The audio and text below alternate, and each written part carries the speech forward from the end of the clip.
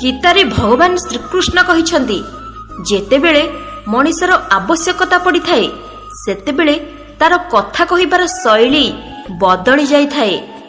ବନ୍ଧୁମାନେ ଫାଇଦା ସବୁଠୁ ତଳେ ପଡ଼ିଥିବା ଜିନିଷ ହୋଇଥାଏ। ଲୋକେ କିନ୍ତୁ ତାକୁ ସବୁବେଳେ ଉଠାଇ ଚାଲନ୍ତି। ସବୁବେଳେ ସେହି ଲୋକ ହାରିଥାଏ ଯିଏ ଆଶା ବାରମ୍ବାର କରିଥାଏ, କିନ୍ତୁ ସେହି ଲୋକ ସବୁବେଳେ ଜିତିଥାଏ ଯିଏ ଚେଷ୍ଟା 1000 ଥର କରିଥାଏ। ଯେଉଁ ମଣିଷକୁ ଆମେ ଭଲ ପାଇଥାଉ ସେହି ଲୋକ ହିଁ ଆପଣଙ୍କର ଫାଇଦା ଉଠାଇଥାନ୍ତି, କାରଣ ସେହି ମଣିଷ ହିଁ ଆମର ଦୁର୍ବଳତା ଜାଣିଥାନ୍ତି। ଏମିତି ନିଜକୁ ଚାଲାକ କରନ୍ତୁ କି ସମସ୍ତଙ୍କୁ କ୍ଷମା କରିଦିଅନ୍ତୁ, କିନ୍ତୁ ଏମିତି ବୋକା ବନନ୍ତୁ ନାହିଁ କି ଯିଏ ଆପଣଙ୍କୁ ଧୋକା ଦେଇଥାନ୍ତି ତାଙ୍କୁ ଆଉ ଥରେ ବିଶ୍ୱାସ କରି ବସନ୍ତି। ଜୀବନରେ ଆପଣ ସେହି ସ୍ଥାନରେ ପହଞ୍ଚି ଯାଆନ୍ତୁ କି ଲୋକମାନେ ଆପଣଙ୍କୁ ହରାଇବା ପରେ ଅନୁତାପ କରିବେ। ଜୀବନରେ କେବେ କାହାକୁ ନିଜର ଦୁଃଖକୁ କୁହନ୍ତୁ ନାହିଁ। ଆପଣ ଯେମିତି ଅଛନ୍ତି ସର୍ବଶ୍ରେଷ୍ଠ।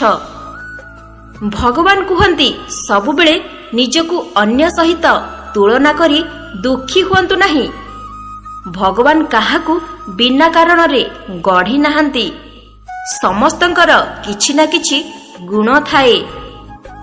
ମନୁଷ୍ୟର ମନ ହିଁ ତାର ସବୁଠୁ ବଡ଼ ଶତ୍ରୁ ଆଉ ମିତ୍ର ହୋଇଥାଏ।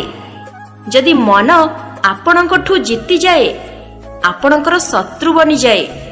ଯଦି ଆପଣ ମନଠୁ ଜିତି ଯାଆନ୍ତି ତ ଆପଣଙ୍କର ବନ୍ଧୁ ବନିଯାଏ। ଯଦି କେହି ଆପଣଙ୍କୁ ଅଣଦେଖା କରେ ତ ବିଲକୁଲ ବି ଖରାପ ଭାବନ୍ତୁ ନାହିଁ, କାରଣ ଲୋକେ ସବୁବେଳେ ଆପଣଙ୍କ ପରିସ୍ଥିତି ହିସାବରେ ଜିନିଷର ଅଣଦେଖା କରିଥାନ୍ତି। ସେହି ଲୋକଙ୍କ ପଛରେ ଗୋଡ଼ାନ୍ତୁ ନାହିଁ ଯେଉଁ ଲୋକଙ୍କୁ ଆପଣଙ୍କର କୌଣସି ଆବଶ୍ୟକତା ନାହିଁ। ଭଗବାନ କୁହନ୍ତି, ଭୁଲ ସବୁ ମଣିଷଙ୍କର ହୋଇଥାଏ, କିନ୍ତୁ ସେହି ମଣିଷ ତାର ଭୁଲକୁ ସୁଧାରିଥାଏ ଯାହାର ମନ ନିର୍ମଳ ଆଉ ହୃଦୟ ସଫା ଥାଏ, ଆଉ ସେ ସମ୍ପର୍କକୁ ହରାଇବାକୁ ଚାହିଁ ନଥାଏ। ସମସ୍ତଙ୍କୁ ନିଜର ସମୟ ଜରୁରୀ ଦିଅନ୍ତୁ, କାରଣ ପ୍ରଥମ ଆବଶ୍ୟକତା ଆପଣ ନିଜେ ହିଁ ହୋଇଥାନ୍ତି। ସମ୍ପର୍କ ଯେତେ ଖରାପ ହଉନା କାହିଁକି ତାକୁ କେବେ ବି ଭାଙ୍ଗନ୍ତୁ ନାହିଁ, କାରଣ ମଇଳା ପାଣି କେବେ ଶୋଷ ମେଣ୍ଟାଇ ନଥାଏ ପରନ୍ତୁ ନିଆଁ ଲିଭାଇପାରେ। ଦୁନିଆ ଯେତେବେଳେ ଅସୁବିଧାରେ ପକାଇଥାଏ ସେତେବେଳେ ଭଗବାନ 1000 ରାସ୍ତା ଦେଖାଇଥାନ୍ତି। ବିଶ୍ୱାସ କରିବା ବାଲା ବୁଦ୍ଧିମାନ ହୋଇଥାଏ, କିନ୍ତୁ ବୋକା ମଣିଷ ବିଶ୍ୱାସକୁ ଭାଙ୍ଗିଥାନ୍ତି। ଯଦି କିଏ ବୁଝୁନାହିଁ ତ ତାକୁ ବୁଝାଇବା କ'ଣ ଦରକାର, ଆଉ ଯିଏ ମାନୁନାହିଁ ତ ତାକୁ ମନାଇବା କ'ଣ ଦରକାର। ସ୍ୱଚ୍ଛ ମନରେ କୌଣସି ଦରକାର ମଣିଷର ସାହାଯ୍ୟ କରିକି ତ ଦେଖନ୍ତୁ, ମନକୁ ବହୁତ ଆନନ୍ଦ ମିଳିବ। ଯାହାକୁ ଯିବାର ଅଛି ତାକୁ ଯିବାକୁ ଦିଅନ୍ତୁ। ଯଦି ବି ସେ ଆଜି ରହିଯାଇଛି କାଲିକୁ ସେ ନିଶ୍ଚୟ ଯିବ। ମଣିଷଠାରୁ ମଣିଷକୁ ଅଲଗା ହେବାର କାରଣ ହେଲା କଟୁ କଥା ଓ ପଇସା। ଏହି ଦୁଇଟି ଜିନିଷ ପାଇଁ ମଣିଷ ମଣିଷଙ୍କ ଭିତରେ ଅଲଗା ହୋଇଯାଆନ୍ତି। ଯାହାକୁ ସ୍ୱପ୍ନ ଦେଖିବାକୁ ଭଲ ଲାଗିଥାଏ ତାକୁ ରାତି ଛୋଟ ଲାଗିଥାଏ, ଆଉ ଯାହାକୁ ସ୍ୱପ୍ନ ସାକାର କରିବାକୁ ଇଚ୍ଛା ଥାଏ ତାକୁ ଦିନ ଛୋଟ ଲାଗିଥାଏ। ନିଜକୁ ଏତେ ମହଙ୍ଗା କରନ୍ତୁ ନାହିଁ କି ଲୋକମାନେ ଆପଣଙ୍କୁ ଡାକି ପାରନ୍ତି ନାହିଁ, ଆଉ ନିଜକୁ ଏତେ ଶସ୍ତା କରନ୍ତୁ ନାହିଁ କି ଲୋକମାନେ ଆପଣଙ୍କୁ ନଚେଇଥାନ୍ତି। ଚୁପ୍ ରହିବା କେବେ ବି ଖରାପ ହୋଇନଥାଏ। କିଛି ଯନ୍ତ୍ରଣା ଏମିତି ଥାଏ କି କଥା ପର୍ଯ୍ୟନ୍ତ ଟାଣି ନେଇଥାଏ। ଭଗବାନ କୁହନ୍ତି, ଅହଙ୍କାର କିଛି ବି ଜିନିଷର ହୋଇଥାଉ ତାକୁ ସର୍ବନାଶ କରିକି ହିଁ ରହିଥାଏ। ସବୁ କିଛି ଠିକ କରିବା ପାଇଁ ଅପେକ୍ଷା କରିବେ ତ ବସିକି ହିଁ ରହିଯିବେ। ଆପଣ ସାହସ ରଖନ୍ତୁ ଏବଂ ନିଜେ ଉଠନ୍ତୁ। ଆପଣଙ୍କ ଜୀବନରେ ସବୁ କିଛି ଠିକ କରିଦିଅନ୍ତୁ। ବନ୍ଧୁମାନେ, ଭଗବାନ କୁହନ୍ତି ଦୁନିଆରେ ସେହି ଲୋକମାନେ ସବୁଠାରୁ ଅଧିକ ଖୁସି ହୋଇଥାନ୍ତି ଯେଉଁମାନେ ଜାଣିଥାନ୍ତି କି ଅନ୍ୟମାନଙ୍କ ଉପରେ କୌଣସି ଆଶା ରଖିବା ବେକାର ହୋଇଥାଏ। ଜୀବନରେ ଦୁଃଖ ମିଳିବା ବି ଜରୁରୀ ହୋଇଥାଏ, କାରଣ ଯଦି ଆପଣ ସବୁବେଳେ ଖୁସିରେ ରହିବେ କେବେ ବି ଆପଣ ଆଗକୁ ବଢ଼ିପାରିବେ ନାହିଁ। ଏହିଭଳି ଖରାପ ଚିନ୍ତାଧାରା ମଣିଷଙ୍କ ପାଖରେ ଥାଏ। ସେମାନେ ଭାବନ୍ତି ଏକୁଟିଆ ରହିଲେ କ'ଣ କରିହେବ, କିନ୍ତୁ ଟିକେ ଦେଖନ୍ତୁ ସୂର୍ଯ୍ୟକୁ, ଯିଏ ଏକୁଟିଆ ରହି ସାରା ଦୁନିଆକୁ ଆଲୋକ ଦେଉଛି। ଭଗବାନ ଶ୍ରୀକୃଷ୍ଣ କୁହନ୍ତି ଭାଗ୍ୟଶାଳୀ ସେ ହୋଇନଥାଏ ଯାହାଙ୍କୁ ସବୁକିଛି ଭଲ ମିଳିଥାଏ, କିନ୍ତୁ ଭାଗ୍ୟଶାଳୀ ସେ ହୋଇଥାଏ ଯାହାକୁ କିଛି ବି ମିଳିଥାଉ ପରନ୍ତୁ ସେ ତାକୁ ଭଲ ହିଁ ବନେଇ ଦେଇଥାଏ। ଗୋଟେ ସୁନ୍ଦର କାହାଣୀଟେ। ଗୋଟେ ଦିନ ଗୋଟେ ରାଜା ଭଗବାନ ଶ୍ରୀକୃଷ୍ଣଙ୍କର ଏକ ମନ୍ଦିର ନିର୍ମାଣ କରିଥିଲେ, ଆଉ ଭଗବାନଙ୍କ ମୂର୍ତ୍ତିକୁ ପୂଜା କରିବା ପାଇଁ ଜଣେ ପଣ୍ଡିତକୁ ରଖିଥିଲେ। ସବୁଦିନ ତାଙ୍କ ମନ୍ତ୍ରୀଙ୍କ ହାତରେ ଏକ ସୁନ୍ଦର ଫୁଲମାଳଟେ ମନ୍ଦିରକୁ ପଠାଉଥିଲେ, ଆଉ ପଣ୍ଡିତ ସେ ମାଳକୁ ଶ୍ରୀକୃଷ୍ଣଙ୍କୁ ଚଢ଼ାଉଥିଲେ। ତାପରେ କିଛି ଦିନ ପରେ ରାଜା ନିଜେ ଦର୍ଶନ କରିବା ପାଇଁ ମନ୍ଦିର ଆସିଲେ। ମନ୍ଦିରର ପୂଜାରୀ ସେହି ଫୁଲମାଳକୁ ଭଗବାନଙ୍କ ବେକରୁ କାଢ଼ି ରାଜାଙ୍କ ବେକରେ ପିନ୍ଧାଇ ଦେଉଥିଲେ। କିଛି ଦିନ ପରେ ମନ୍ଦିରର ପୂଜାରୀ ଜଣକ ବୁଢ଼ା ହୋଇଯାଇଥିଲେ। ଗୋଟେ ଦିନ ରାଜାଙ୍କ ଦେହ ଖରାପ ହୋଇଗଲା। ରାଜା ତାଙ୍କ ମନ୍ତ୍ରୀଙ୍କୁ କହିଲେ, ମନ୍ଦିରରେ ଫୁଲମାଳ ଦେଇକି ଆସ, ଆଉ ପଣ୍ଡିତଙ୍କୁ କହିବ କି ରାଜାଙ୍କ ଦେହ ବହୁତ ଖରାପ ଅଛି, ରାଜା ଆଜି ମନ୍ଦିରକୁ ଆସିପାରିବେ ନାହିଁ, ତ ମୋତେ ଅପେକ୍ଷା କରିବେ ନାହିଁ। ତାପରେ ରାଜାଙ୍କ ସେବକ ସେ ମାଳକୁ ନେଇକି ପୂଜାରୀଙ୍କ ପାଖରେ ପହଞ୍ଚିଲା, ଆଉ ପୁରା ଘଟଣା ବିଷୟରେ କହିଲା। ଆଉ ପୂଜାରୀ ଫୁଲମାଳ ନେଇ ଭଗବାନ ଶ୍ରୀକୃଷ୍ଣଙ୍କୁ ଚଢ଼ାଇଲେ। ପୂଜାରୀ ଭାବିଲା ଏତେ ଦିନ ହେଲା ଏ ପରମ୍ପରା ଚାଲି ଆସୁଛି, କିନ୍ତୁ ମୁଁ ନିଜେ କେବେ ବି ଭଗବାନଙ୍କର ଏ ମାଳକୁ ମୋ ବେକରେ ପିନ୍ଧିନି। ତେଣୁ ଆଜି ଭଗବାନଙ୍କର ଏହି ଇଚ୍ଛା ଅଛି କି ଏହି ମାଳ ମୁଁ ନିଜେ ପିନ୍ଧେ ବୋଲି। ଏଥିପାଇଁ ଭଗବାନ ଆଜି ରାଜାଙ୍କୁ ପଠାଇଲେ ନାହିଁ। ଏଥିପାଇଁ ଆଜି ହିଁ ଭଲ ସୁଯୋଗ। ଏଥିପାଇଁ ଏ ମାଳକୁ ମୁଁ ନିଜେ ପିନ୍ଧିଦେବି।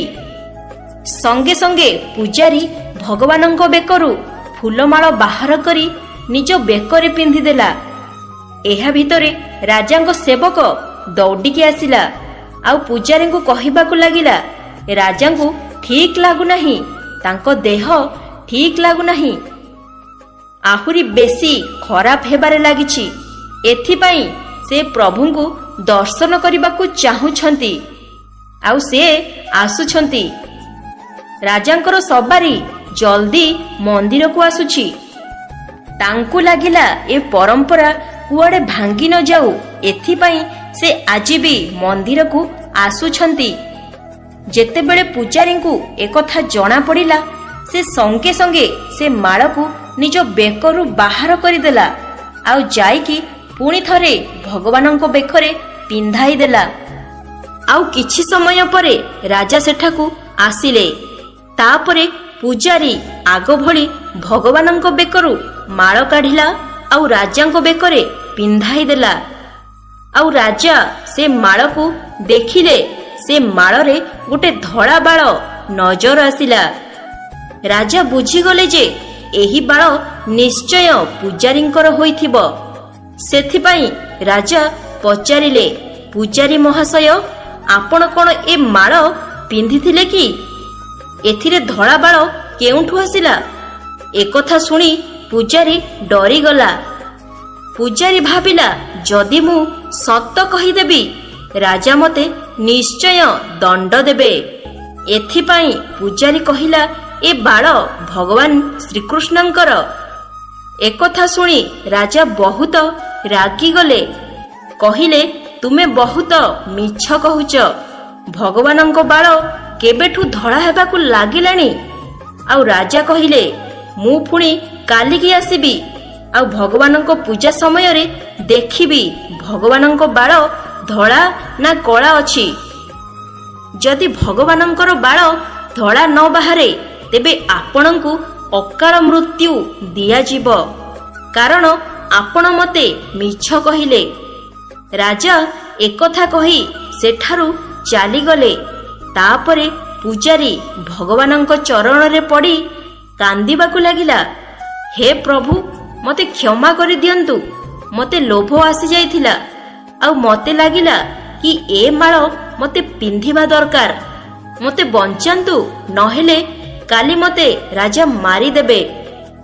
ସେ ପୂଜାରୀ ପୁରା ରାତି ଭଗବାନଙ୍କ ପାଦ ତଳେ ପଡ଼ିକି ଗୁହାରି କରିଲା କି ପ୍ରଭୁ ମୋତେ ବଞ୍ଚେଇ ଦିଅନ୍ତୁ। କାଲି ସକାଳୁ ରାଜା ମନ୍ଦିର ଆସିଲେ ଆଉ ରାଜା ମନ୍ଦିରର ସେହି ଭଗବାନଙ୍କ ମାଳକୁ କାଢ଼ିଲେ ଆଉ ସେଥିରେ ଧଳା କେଶ ଥିବାର ଦେଖିଲେ। ଆଉ ରାଜା ମଧ୍ୟ ଆଶ୍ଚର୍ଯ୍ୟ ହୋଇଗଲେ ଆଉ ଭାବିଲେ ଭଗବାନଙ୍କ ମୂର୍ତ୍ତି ଉପରେ ଧଳା କେଶ ବି ଥିଲା। ଏହା ପୂଜାରୀଙ୍କର କିଛି ପ୍ଲାନ୍ ହୋଇଥିବ। ପୂଜାରୀ ମରିବାର ଶଯ୍ୟାରୁ ବଞ୍ଚିବ ବୋଲି ସେ ଭଗବାନଙ୍କ କେଶକୁ ଧଳା କରିଦେଇଛି। ରାଜା ସେ କେଶକୁ ଅସଲି କି ନକଲି ଜାଣିବା ପାଇଁ ଭଗବାନଙ୍କ କେଶକୁ ଛିଣ୍ଡାଇବାକୁ ଲାଗିଲେ। ଯେତେବେଳେ ରାଜା କିଛି କେଶ ଭଗବାନଙ୍କ ମୂର୍ତ୍ତିରୁ ଛିଣ୍ଡାଇବାକୁ ଲାଗିଲେ, ସେତେବେଳେ ମୂର୍ତ୍ତି ଦେହରୁ ରକ୍ତର ଧାର ବହିବାକୁ ଲାଗିଲା। ତାପରେ ରାଜା ଭଗବାନଙ୍କ ଚରଣରେ ପଡ଼ିଲେ ଆଉ କ୍ଷମା ମାଗିଲେ ଆଉ କାନ୍ଦିବାକୁ ଲାଗିଲେ ଆଉ କହିଲେ, ଭଗବାନ ମୋତେ କ୍ଷମା କରିଦିଅନ୍ତୁ। ତାପରେ ମୂର୍ତ୍ତି ଭିତରୁ କିଛି ଗୋଟେ ଶବ୍ଦ ଆସିଲା, ରାଜା, ତୁମେ ମୋତେ କେବଳ ଗୋଟେ ମୂର୍ତ୍ତି ଭାବିଛ, ଏଥିପାଇଁ ମୁଁ ତୁମ ପାଇଁ କେବଳ ଗୋଟେ ମୂର୍ତ୍ତି ହିଁ ଅଟେ। କିନ୍ତୁ ପୂଜାରୀ ତ ମୋତେ ମୂର୍ତ୍ତି ଭିତରେ ସାକ୍ଷାତ ଭଗବାନଙ୍କୁ ଦେଖିଛନ୍ତି। ଏଥିପାଇଁ ମୋତେ ମୋ ଭକ୍ତର ରକ୍ଷା କରିବା ପାଇଁ ମୋ ବାଳକୁ ଧଳା କରିବାକୁ ପଡ଼ିଲା ଆଉ ରକ୍ତର ଧାର ବୁହାଇବାକୁ ପଡ଼ିଲା, କାରଣ ମୁଁ ବୁଝିପାରିଲି ଯେଉଁଠି ଭାବ ଥାଏ ସେଇଠି ଭଗବାନ ଅଛନ୍ତି। ତେଣୁ ଆପଣ ପ୍ରକୃତରେ ଭଗବାନଙ୍କୁ ସ୍ମରଣ କରନ୍ତି ଆଉ ତାଙ୍କୁ ଦେଖିବାକୁ ଚାହାନ୍ତି, ତେବେ ଆପଣଙ୍କ ଭିତରେ କେବଳ ଭାବ ଥିବା ଦରକାର। ଏହି ଛୋଟିଆ କାହାଣୀଟି ଆମକୁ ଶିକ୍ଷା ଦେଲା କି ଭଗବାନଙ୍କ ଆଶୀର୍ବାଦ ବିନା କିଛି ବି ସମ୍ଭବ ନୁହେଁ। ଯଦି ଆପଣ ସ୍ୱଚ୍ଛ ମନରେ ଭଗବାନଙ୍କୁ ଡାକନ୍ତି, ଭଗବାନ ଆପଣଙ୍କର ସାହାଯ୍ୟ ପାଇଁ ନିଶ୍ଚୟ ଆସନ୍ତି।